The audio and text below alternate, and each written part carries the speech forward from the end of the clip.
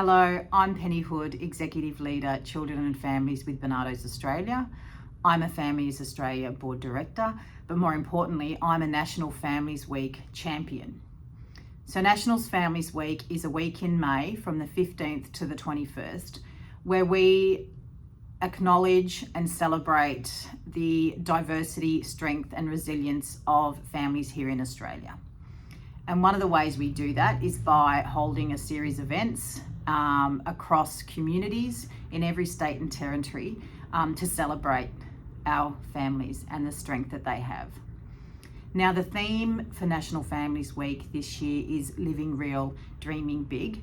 And what that means to me is how we as families, as communities, as service providers like Barnardos and other service providers that are members of Families Australia, advocate for the change that we know is so desperately needed to ensure that children and young people grow up in strong and resilient families and based in their communities.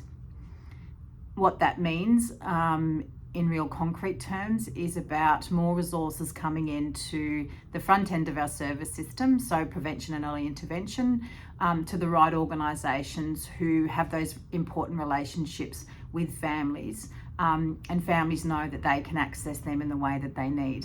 And I think that's never more important at the moment than what our Aboriginal and Torres Strait Islander colleagues are telling us, that we need to fundamentally transform the way services are provided to our First Nations people.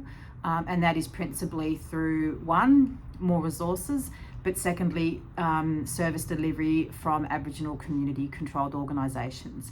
And filming this from the land of the Gadigal people of the Eora Nation, I want to acknowledge the tireless hard work that our First Nations people are doing day in and day out on the ground with families, but also that advocacy piece. So I want you to enjoy National Families Week, participate in one of the many community activities taking place, and have the conversation about what change is needed.